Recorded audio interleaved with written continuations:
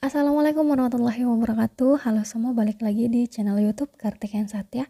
Jadi ya, di video kali ini aku mau ngebahas kisi-kisi SKB Perawat 2021 ya teman-teman.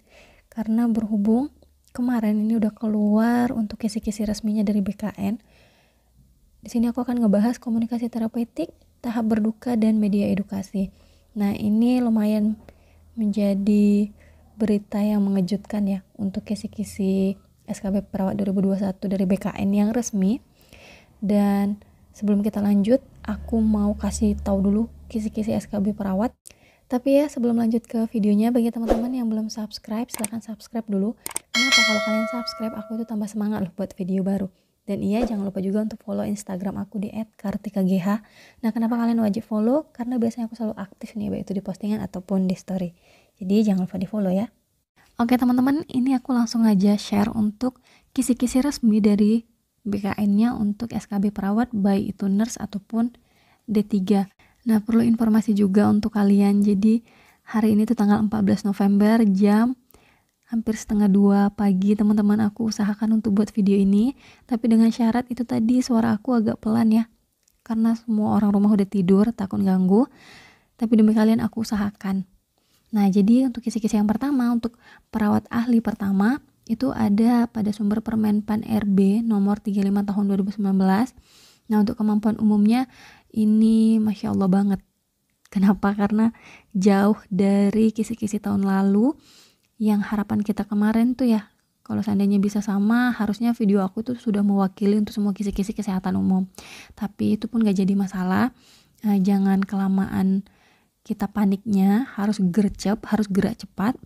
Nah, langsung dibahas aja. Untuk kemampuan umum itu sebenarnya nggak lari-lari sih dari keperawatan juga, hanya poin-poinnya ini yang dibuat kalimatnya panjang-panjang dan kita tuh jadinya kayak bingung gitu. Jadi saran aku, bingung dan paniknya cukup aja sampai di sini.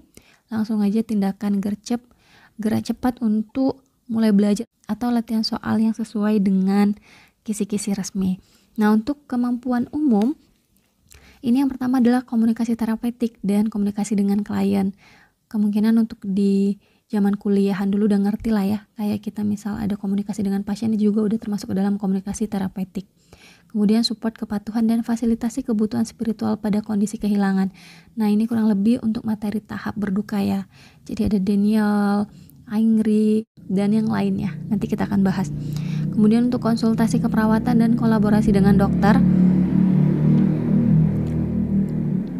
Nah, ini mencakup tindakan keperawatan yang ada kolaborasinya dengan dokter ya. Apakah itu pemberian obat dan lainnya, nanti ntar aku aplikasikan aja dalam sebuah soal. Tapi itu pun dicicil ya, nggak mungkin dalam satu video aku ngebahas semua. Jadi di video kali ini aku ngebahas tentang 3 item, komunikasi terapeutik, kemudian tahap berduka, dan media edukasi. Kemudian apalagi untuk kemampuan umum untuk nurse itu kemampuan sukarelawan dalam masalah kesehatan masyarakat, evaluasi tindakan keperawatan pada individu. Ini sama sih sebenarnya dengan tahun lalu ya untuk kisi-kisi yang SKB perawat. Jadi sebenarnya nggak lari dari keperawatan individu, kelompok, keluarga, dan masyarakat. Jadi baik itu KMB, keperawatan anak, keperawatan gerontik, gadar, dan itu masuk semua sih sebenarnya teman-teman. Jadi jangan panik aja duluan. Pendokumentasian tindakan keperawatan juga masuk ke dalam kemampuan umum. Nah, pendokumentasian ini mungkin kaitannya dengan nanti CP kali ya, catatan keperawatan. Kemudian kemampuan khusus. Nah, kemampuan khusus untuk nurse ini lumayan banyak.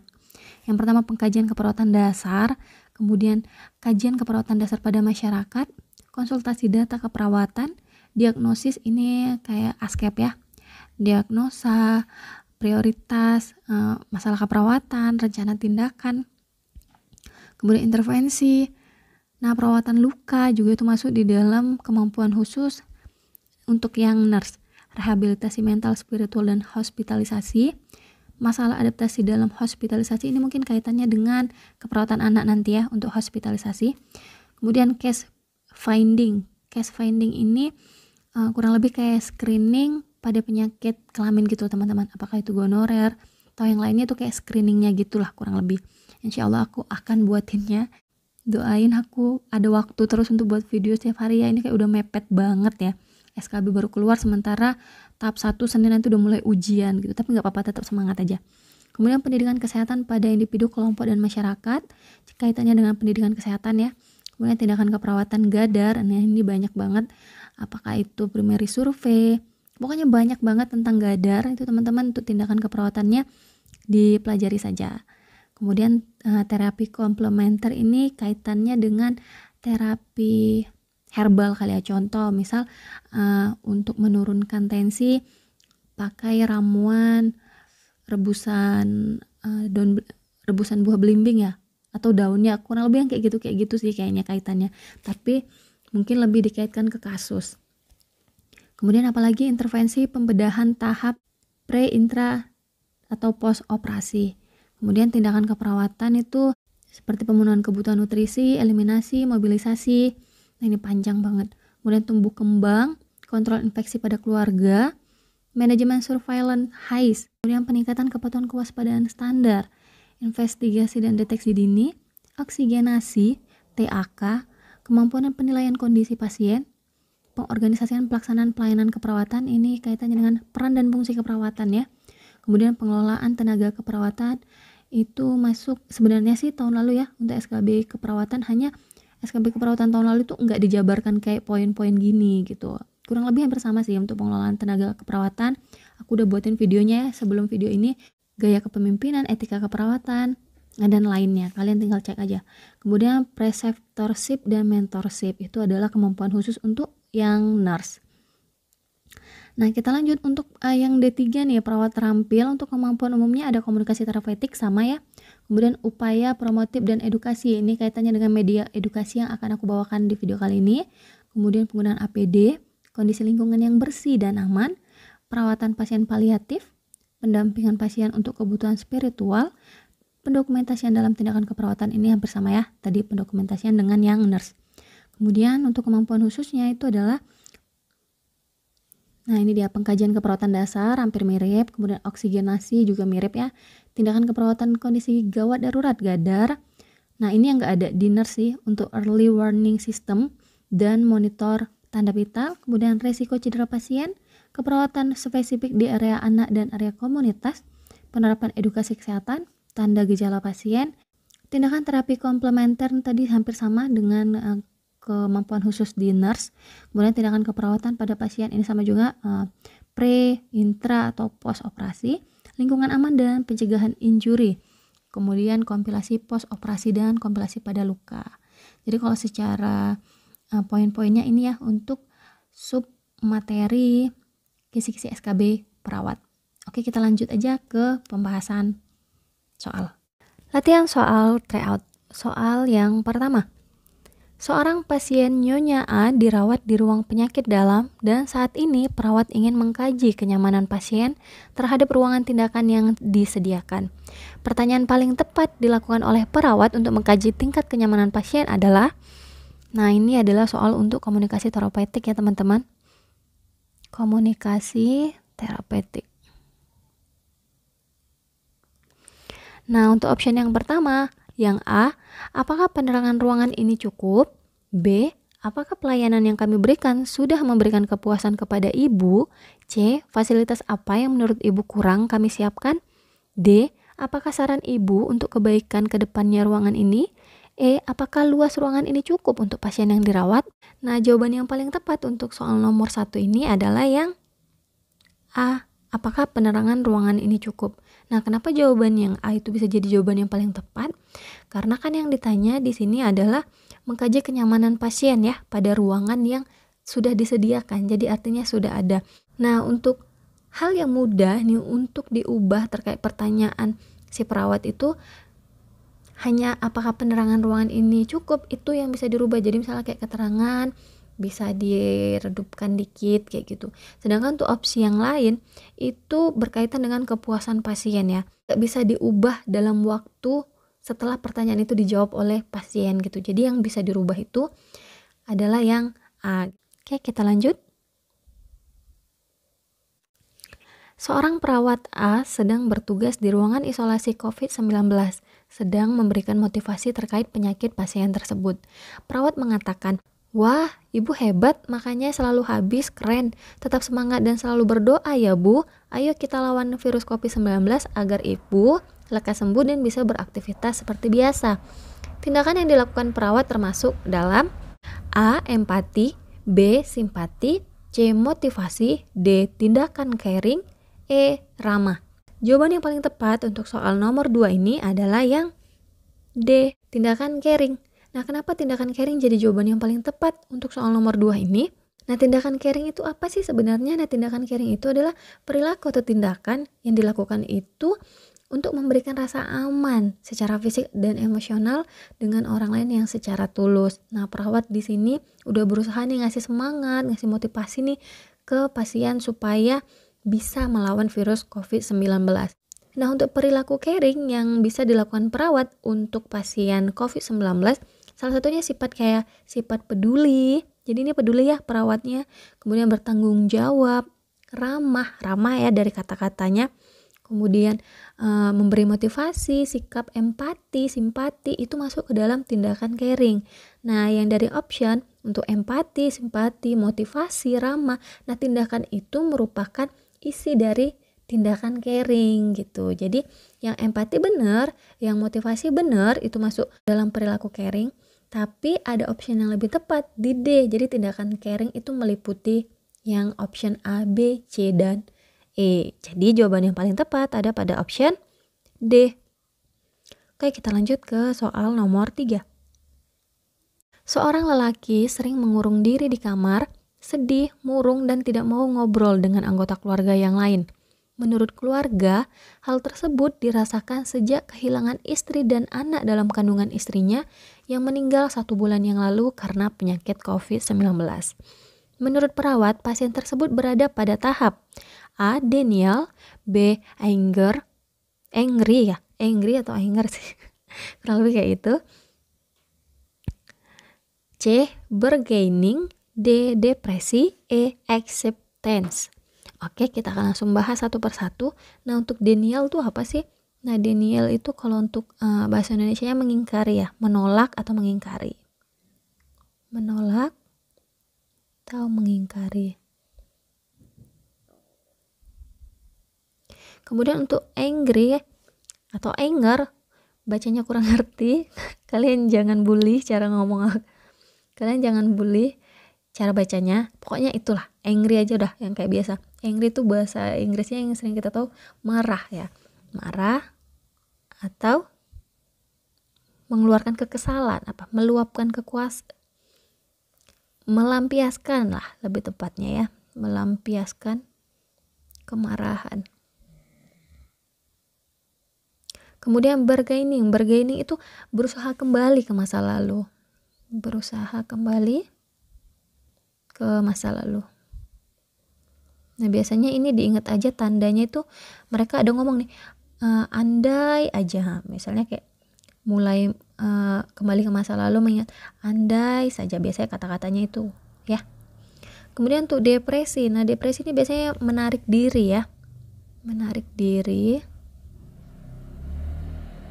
dia diam, biasa nggak mau makan, nggak mau ngobrol, menarik diri sih. Intinya menarik diri kalau depresi, tidak mau makan atau ngomong gitu ya. Kemudian acceptance, nah ini adalah udah pada tahap menerima ya, menerima kehilangan. Ini adalah tahap berduka ya teman-teman.